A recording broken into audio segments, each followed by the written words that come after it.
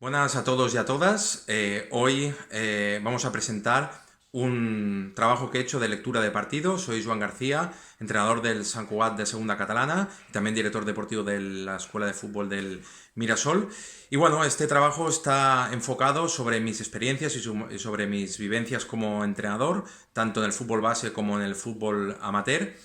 Y es un tema que ya llevo mucho tiempo preparando, cómo leer los partidos durante la semana previa al partido y luego en el partido cómo leer las situaciones y cómo intentar pues contrarrestar los movimientos del rival. Os voy a intentar explicar esta experiencia, estas vivencias desde el punto de vista más didáctico y también con ejemplos prácticos para que podamos entre todos mejorar estas situaciones y una lectura de partido que tanto en los centros formativos como en los centros federativos pues no se hace mucho hincapié en la lectura de partido y creo que es básica para poder intentar sacar mayor rendimiento a mis jugadores y sobre todo que sepan leer e interpretar el juego que es clave en el mundo del fútbol. Empezaremos ya con esta presentación que espero que os guste. Bueno, pues empezamos esta lectura de partido antes y durante. Aquí tiene que quedar bien claro, sobre todo, que cuando hacemos una sesión durante la semana o las diferentes sesiones, cómo preparar el partido que nos vamos a encontrar, si hablamos de fútbol amateur, normalmente conocemos el rival. Si hablamos de fútbol base, en función de las categorías de formación, no conocemos al rival. Entonces, ¿qué exigencia tenemos que pedir o qué exigencia de tener el entrenador? Por un lado, el formativo, si no conoce al rival, ha de tener preparado su modelo de juego, ya de haber trabajado durante toda la pretemporada ese modelo de juego y las variantes a las que se va a enfrentar, sin tener en cuenta qué va a hacer el rival y que los jugadores reconozcan esas situaciones. Si por el contrario es fútbol amateur o fútbol base de categoría ya alta competitiva, pues tenemos que tener esa exigencia de conocer al rival, saber por dónde le podemos hacer daño y qué es lo que nos podemos encontrar. Por eso hay que preparar bien el plan de partido y sobre todo tener en cuenta qué me voy a encontrar. Vamos con un vídeo de Guardiola hablando precisamente del rival y de cómo él estudia a los diferentes rivales a los que se enfrenta. A los contrarios me los miro lo máximo que puedo. Tuvimos 10 días libres en Inglaterra, se paró y en esos 10 días me dieron para ver los máximos partidos posibles del Madrid. Entonces la decisión que tomas en función de lo que ellos hacen. Si hubiera hecho que su comportamiento defensivo es distinto, la situación es distinta. En la segunda parte pasaron de hacer 4-3-3 a un 4-4-2. El espacio era distinto. Por eso al final cambiamos el ataque porque el espacio estaban para atacar. Pero nunca, desde que soy entrenador, nunca he mirado los partidos para no atacar, al contrario, para defender. Igual le da demasiada información a los jugadores, igual sí, pero que me lo tengo que mirar al máximo posible porque tengo que conocerles. Yo no conocía mucho a Valverde hasta que lo he visto estos días. Uh, Ahora hacen una presión mucho hacia adelante. Yo algunas veces Bernabéu, en mí el Madrid nunca me había presado mano a mano desde la salida y ahora lo hace. Lo hicieron en el Camp Nou y pensé, si son capaces de hacerlo en el Camp Nou, lo harán en casa. Entonces nos preparamos porque si eso pasa, ¿qué alternativas podemos tener? Porque si no, roban balones, empiezan a centrar, roban balones, empiezan a llegar. Y si tú en el Bernabéu no tienes secuencia de pases y una cierta continuidad y hacerles un pelín correr, ya lo has visto cuando después de conseguir el gol, que con su gente es un estadio que impresiona, que llega, pues tienes que protegerte a través de eso. Pero siempre, aunque Thomas Müller diga lo contrario, siempre lo he hecho para atacar. Yo he ido a jugar al Camp Nou con el Bayern de Múnich, que perdimos 3-0, empecé con mano a mano. Si no es con Neymar, Messi y Luis Suárez. Si no es querer ganar o querer dominar el partido, luego a los 10 minutos digo, qué desastre, esto no funciona, hay que cambiar a rombo, hay que cambiar para tenerlo. Pero tengo la obligación de a los jugadores decirles, va a pasar esto, estos son estos, hacen esto. Lo que sí que igual tengo que darle un pelín menos de información, igual no tan extensa, pero nosotros la debemos de tener, cuanto más mejor.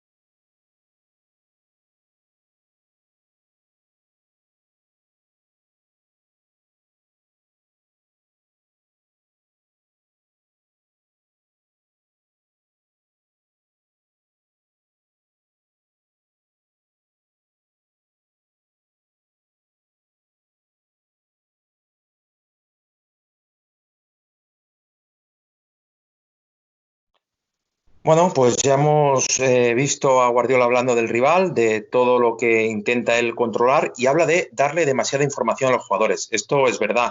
A veces los jugadores nuestros propios jugadores, cuando le damos demasiada información del rival, parece que estamos pues enalteciendo mucho el rival y nuestros jugadores quedan en un plano inferior. Y al contrario, lo que hay que intentar es, sobre todo, darles esas herramientas, darles esas vías por las cuales nuestras fortalezas, potenciarlas y sobre todo saber dónde le puedo hacer daño al rival. Vamos a hablar de la lectura de partido y fijaros que hay 4 citas textuales, entrenadores que militan en primera división o han militado en el caso que se tiene, más, el que más tenemos en cuenta. Y aquí habla de un artículo de Setién y su falta de lectura de partido, ¿vale? Cada uno puede tener su opinión, es libre cada uno a opinar de lo que quiera, pero sí que es verdad que Setién, que es un entrenador que se basa mucho en su modelo de juego y tiene en cuenta al rival, pero siempre ha sido muy metódico en el trabajo que él ha desarrollado, tanto defensiva como ofensivamente, a nivel de transiciones, etc.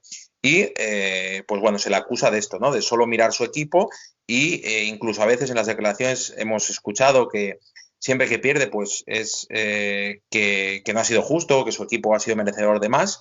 Pero bueno, eso son etiquetas que cada uno se puede colgar o le pueden colgar, mejor dicho, ¿no? Luego tenemos a Calleja, que dice, hemos sabido leer el partido, Anquela, no hemos sabido leer el partido, y finalmente Diego Martínez, el técnico de Granada, que dice, hemos sabido leer el partido y lo hemos resuelto con una importante victoria. Al final, de leer el partido es convencer a tus jugadores o al menos tenerlo preparado el día del partido. Teniendo en cuenta todo esto, pues nosotros tenemos que ser cautos y sobre todo tener en cuenta pues que tengo que preparar el partido. ¿Y cómo lo tengo que preparar? Pues antes.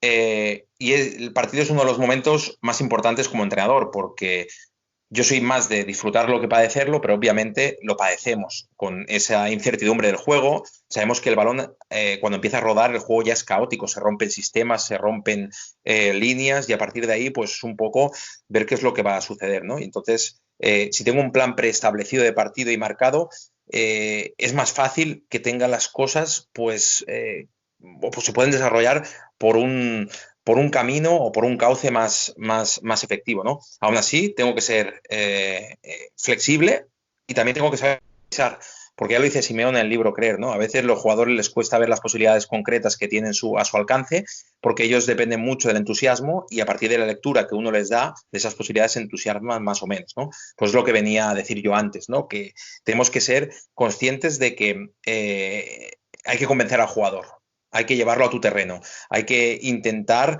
que sepa lo que se va a encontrar y aún así a veces nos vemos sorprendidos. ¿Cuántas veces hemos preparado la estrategia del rival?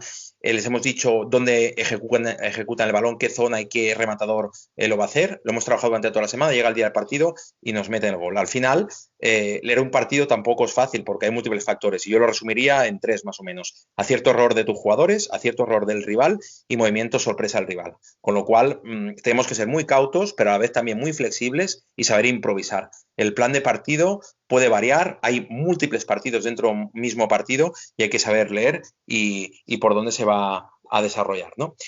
Para trabajarlo esto, pues bueno, si hablamos de fútbol base y no conocemos al rival, insisto, tu modelo de juego trabajado contra otros sistemas o al menos en situaciones reducidas micro, donde si juego en fútbol 7 un 1-2-3-1, sé que con mis dos centrales tengo que superar, si juego contra un 3-2-1, al punta rival y a partir de ahí que mis jugadores sepan leer todo eso. Si ya tenemos equipos de fútbol base competitivos que conocemos al rival y el fútbol amateur también, pues bueno, si me encuentro un sistema táctico igual que el mío, pues ganar duelos, crear superioridades por acumulación de posición y sobre todo defensiva, ofensivamente, ser capaces de superar eso. Habla Simeone de los duelos personales entre dos jugadores son determinantes. El fútbol es un juego de 11 contra 11, pero también de 1 contra 1. Ganar los duelos implica ganar el partido. Aquí nos está queriendo decir que si yo soy mejor que mi rival en las disputas, en los duelos, etc., pues tengo muchas posibilidades de poder ganar el partido, porque no es una ciencia exacta.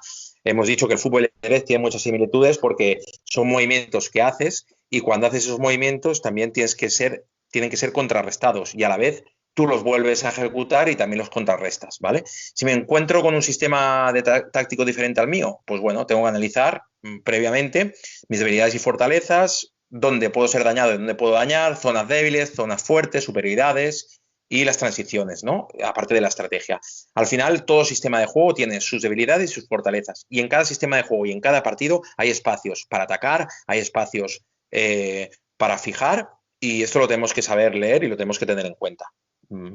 Más que nada, trabajar mi sistema, pero también tener trabajado otro sistema con variantes a las que me enfrento. Aquí vemos una confrontación de sistemas en un entrenamiento, y al final lo que hay que intentar es que el jugador reconozca situaciones en el entreno que se va a encontrar en el partido, porque luego en el partido las reconocerá, porque previamente las ha trabajado. Y eso es lo que tenemos que intentar inculcar a nuestros jugadores, la similitud de entreno, partido. Si creo un buen clima, si creo unas tareas apropiadas, tendrán incidencia en el partido quiero decir, y también en la lectura de partido. Entonces es muy importante que tengamos todo esto en cuenta y lo tengamos detallado. Información al jugador, importante, pero bien diseccionada, bien resumida y sobre todo tenerlo claro en el plan de partido.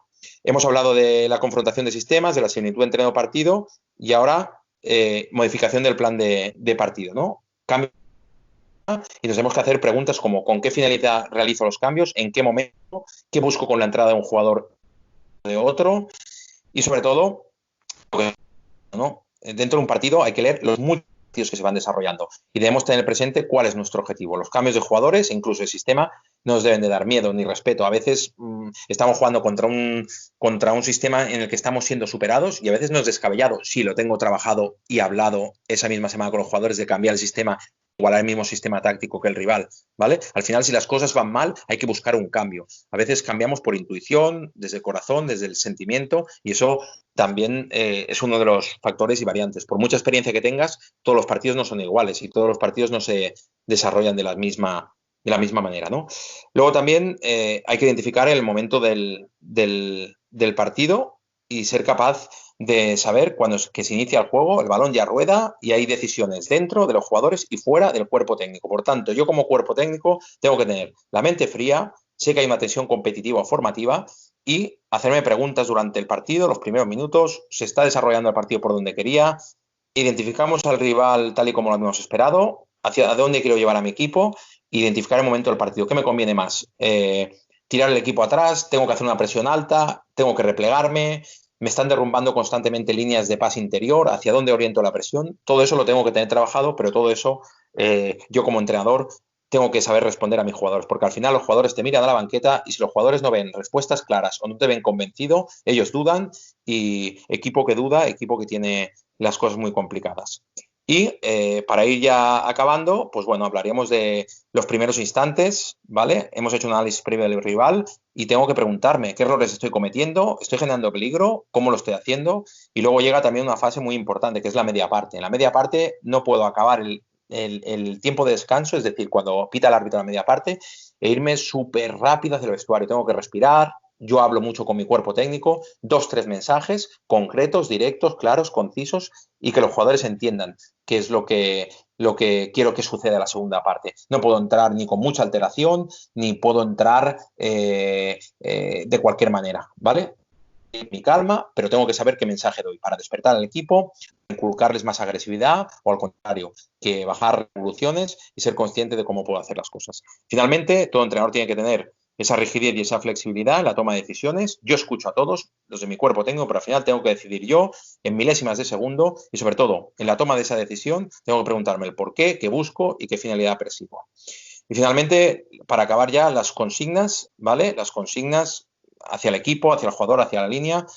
Debo medir cómo y cuándo lo digo y a quién se lo digo. No es lo mismo hablar con el capitán y tener 2 o 3 jugadores dentro del partido que sean capaces de activar a la gente que hablar con un lateral que debuta ese partido, que sabes que es el mejor jugador del equipo rival y en la primera disputa ya ha sido superado. Pues hay que buscarle un efecto contrario. Y ojo, cómo digamos las cosas, porque a veces queremos crear un efecto en nuestros jugadores y el efecto es el contrario, ¿vale? Por lo tanto, hay que controlar pulsaciones y sumar desde el corazón. Y para acabar, pues yo una reflexión que os haría es hay que mover el equipo sin miedo, hay que ser atrevido, seguro, lógico y tener la conciencia tranquila. Tengo que entender que mi toma de decisiones va a influir en el equipo para positivo.